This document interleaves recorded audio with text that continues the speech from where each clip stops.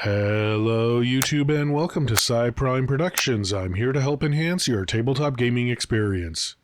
If you're new to this channel, I primarily focus on Paizo tabletop role-playing games like Pathfinder and Starfinder. So this year at Gen Con, Paizo introduced their latest big book, Battlecry, a book all about the aspects of war.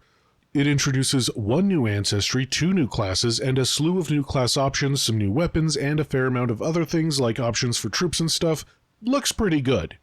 So here's the thing, because of my schedule, this book has been out for reviewers for about 2 weeks as of the posting of this video. By the way, thanks to Paizo for getting me a review copy, though they didn't compensate me in any other way. Anyway, that means a ton of other YouTube reviewers have already done deep dives into classes and stuff, so I'm not doing that. I'm just going to do a highlight of a few of the most important things that I noticed and then give you my opinions. If you want some deep dive reviews, I'll put some links in the description below. So for this video, I'll do a general overview of the new ancestry, the two new classes, a new class archetype, and some miscellaneous stuff at the end. And without further ado, let's go!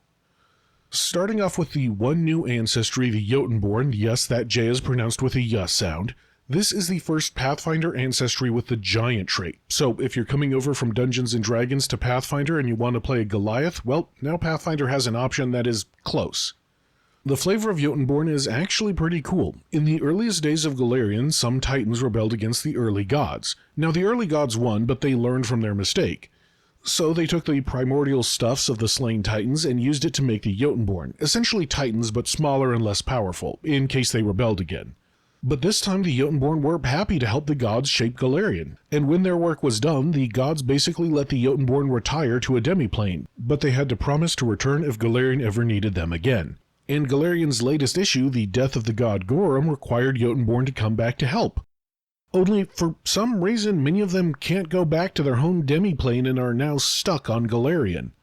Thematically, Yotenborn kind of have three things going for them. Overall, they have a very gentle giant kind of vibe. They're big and strong and tough, yes, but they aren't violent brutes. Because they are supposed to be the caretakers of Golarion, they also tend to be good at repairing things and hurting animals. Yotenborn are a rare heritage that gain a one-time bonus of 10 HP, they are large-sized, and they have a standard move speed of 25 feet. They gain bonuses to Strength and Wisdom with a free boost and a penalty to Charisma, and like I said, they have the Giant trait, in addition to the Humanoid and Yotenborn traits. They have two racial abilities. One is the standard low-light vision, but the other is strange. Yotenborn, culturally, have a relationship with these pseudo-magical silk-producing creatures and often weave this magical silk into their skin. This lets them essentially light up the silk at will, giving them something similar to the light cantrip. That's cool, I really like it. So Yotenborn have 5 heritages. Keepers are good with wildlife, becoming trained in survival and getting a bonus to track animals. Planehoppers are good at traversing planar boundaries. They're medium-sized, less mass to portal around, and all that plane hopping has given them a bit of magic, a single occult cantrip. Sage Yotenborn are about tending the societies of Golarion, and they gain the society skill and the additional lore skill feat. Warriors are good at unarmed attacks, and their fist attack deals a d6 damage instead of d4 and doesn't suffer penalties when doing lethal damage. Finally, weavers are the ones who work with that magical silk and are trained in crafting and are very detail-oriented, so they get a bonus to perception checks to find hidden secrets and passageways. Also, Yotenborn have a bunch of cool feats, stuff that deals with nature and crafting mostly. I do want to point out Plane Stepping Dash, which would be great for like a sorcerer or wizard to get away if they're cornered by a fighter or something. Real quick, there are 2 Yotenborn weapons. The Blade Sweeper is like a rake only with swords instead of tines, and the Maul Spade is basically a combat shovel. As weapons, they're both fine, nothing to write home about. I would have liked it if the Maul Spade had the monk trait as the real-life inspiration were wielded by Buddhist monks, but The Maul Spade does give you a bonus to digging, I guess. Someone in the comments let me know if you can find a use for them. Overall, I like the Yotenborn. I really appreciate their lore that they are new, or at least newly returning to Golarion. It's not some ancestry that's always been on Golarion but no one has ever heard of. I also like the fact that we're finally getting a giant-kin ancestry, so people who want that class fantasy can finally play a giant. But I also like the fact that there's a medium-sized option to fit in all those tight dungeon corridors. Some people may not like the look of their short, stubby legs, but that's a minor gripe compared to their great lore. I especially love the idea of weaving magical silk into their skin. That's super cool. Also, I love that they aren't a savage brute ancestry and they have the lore of being expert craftsmen and good with animals. Anyway, moving on to the two new classes. The first is Commander. The idea behind this class is that you are, well, a battlefield commander. They're good in a fight, not great, but good. However, they can make others around them better by issuing commands that can be followed for a benefit. They are an 8 HP per level intelligence-based martial class. This is something that the community has dubbed near martial because they tend not to have as much HP as, say, a ranger, and they tend to be slightly less accurate than such characters because they can't start with a +4 to strength or dexterity. They do, however, start with heavy armor proficiency, which is uncommon for near martials. Commanders largely have 3 abilities that make them unique. Their first is their banner, which is simple. They can display a banner attached to a sword, shield, or held, or put in a backpack, whatever. Allies within 30 feet of the banner get a +1 status bonus to will saves against fear. But if the banner is ever stolen or destroyed, allies become frightened 1. Not sure if that's supposed to last more than 1 round because fear normally goes down 1 level at the end of a person's turn. Doesn't say it sticks around. Final note is that some other class abilities require your banner to be up and active. This is denoted with the Brandish trait. The second ability is that they get Warfare Lore as a free lore skill, which automatically increases to Expert at 3, Master at 7, and Legendary at 15. Starting at level 3, a commander can use Warfare Lore to roll initiative for combat, and they can recall knowledge on most creatures, but only to ask certain combat-relevant questions. As a GM, I would say that Warfare Lore cannot be used to identify creatures that a commander would have never even heard of before, like Cthulhian nightmare creatures beyond time and space. Just make sure players understand your limitations of their ability when they start the game. Their last ability, Tactics, is the real bread and butter ability. At the start of every day, a commander can drill with their team, called squad mates, and give them access to Tactics. For the rest of the day, when in combat, a commander can issue forth a command, and then the party can choose to follow that command if they want. Most tactics require someone to use their reaction, but some just do something like give the squad a swim speed. Commanders can even grant one ally an extra reaction a round to pay for the cost of their tactics. Also, people can only accept one tactic a round, even if there are 2 commanders in play. There are a few restrictions on tactics. Commander can only know so many and can prepare even fewer a day. Think of it like a wizard with a spellbook who chooses which cantrips to prepare for the day. A commander can switch up their prepared tactics if they sit down with their whole squad and discuss tactics for 10 minutes, though. Also, as they level up, they can prepare new tactics and can prepare more tactics at once and can learn even more powerful tactics. I feel like I'm saying tactics too much. And some of these tactics are pretty wild, like letting the whole team reload, which could greatly increase efficiency of a gun user, or letting characters switch places, which could be clutch in those tight dungeon corridors. And some of those higher level tactics are even wilder, like letting someone as a reaction either reload and fire or cast a cantrip attack. This one is usable only once a fight, but it's still really good. On top of that, there are some really nice feats, like the ability to do battle medicine with your shield hand so you don't need a free hand. Or Plant Banner, which lets you give everyone around you temporary hit points but makes the banner more vulnerable to being destroyed. Final thoughts on the class? It's really strong, but it might look more strong than it actually is. This class is going to be heavily dependent on knowing what kind of campaign and what the rest of the party is going to look like. If you know what kind of party you're getting into and they all agree to work with you, that's great. If not, then tactics could be useless. For example, if you're in a pirate campaign, naval training would be fantastic to give everyone a swim speed in combat. But if you never need to swim, this would be just dead weight. Likewise, the reload tactic is awesome if you have a crossbow ranger in your party, but if everyone else in your party is a melee barbarian type, then it's not going to help. This could be a problem because I know a lot of players like to play coy with their characters and keep them secret until the first session.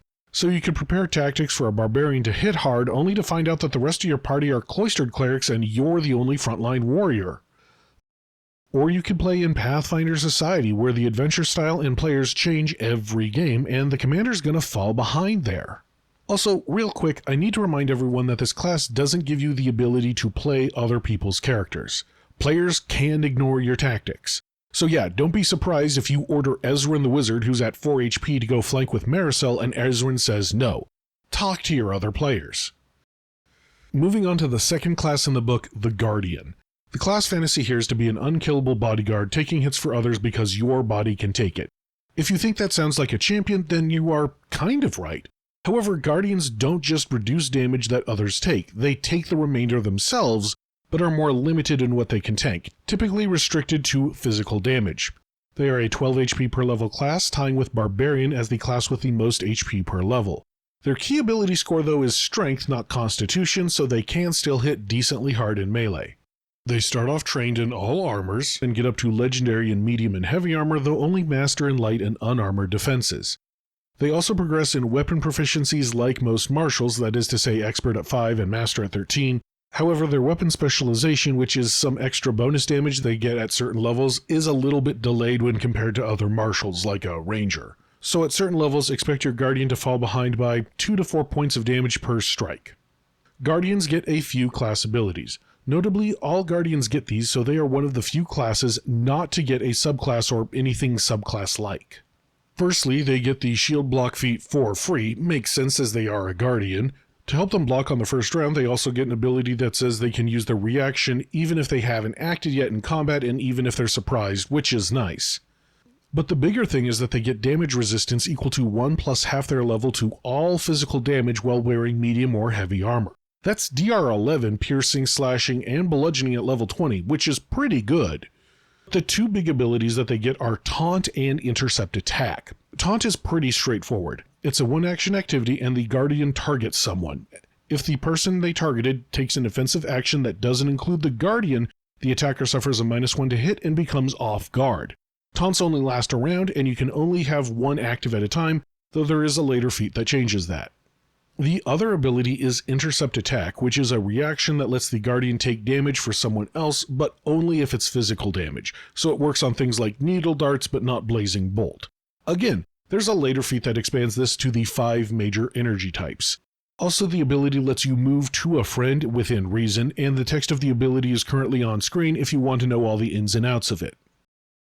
What's great about the Guardian is that, despite not having a subclass, there are so many ways to play them.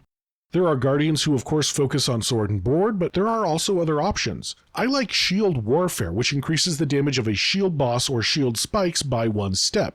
That essentially turns a shield boss into a Warhammer shield combo.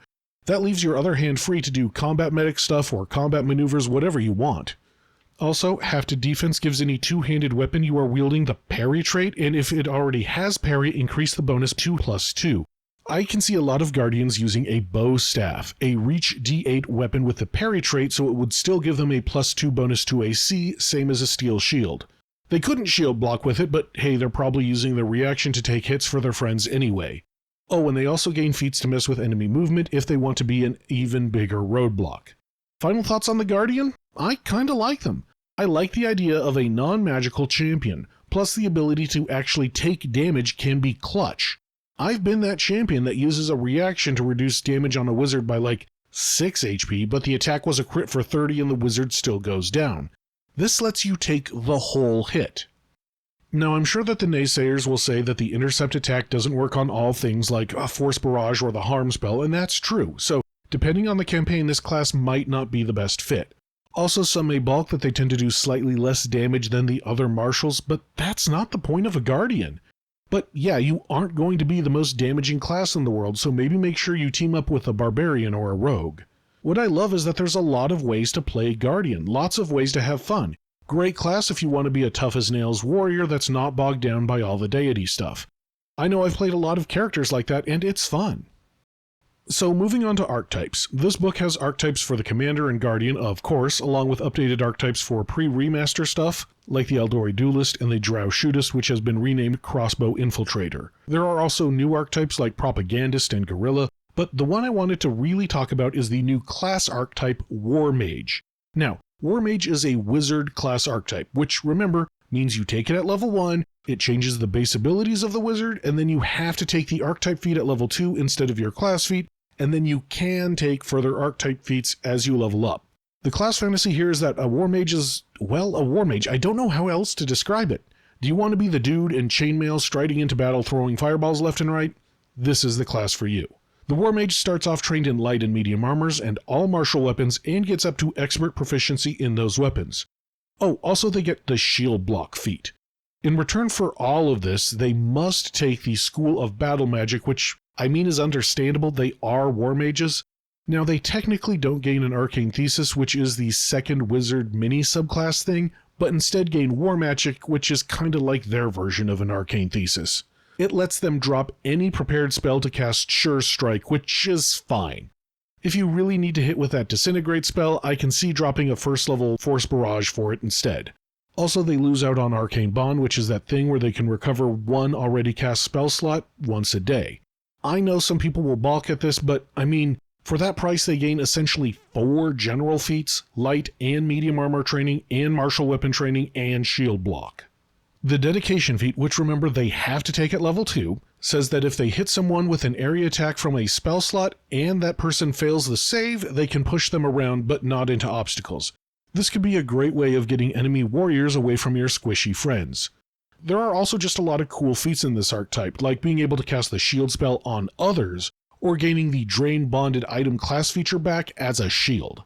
Final thoughts? I really like the War Mage. It provides that class fantasy of the battle mage, able to be on the front lines but still a wizard. Now remember, they are a wizard, so they do only get that 6 HP per level, and they are limited in the School of Battle Magic, which some people dislike. But, like I said, in return for that they get 4 general feats and are going to have more spell slots than, say, a Magus, which is really their only competition for Big Warrior Mage.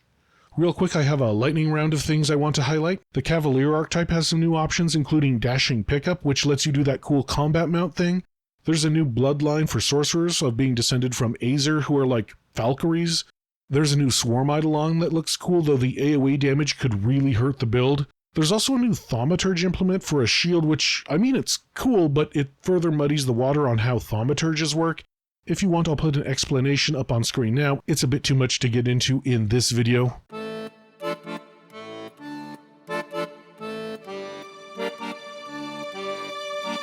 Well, that's about all I have to say for Battlecry. There's a lot of stuff I missed, but those were the things that stood out to me. Go check it out if interested.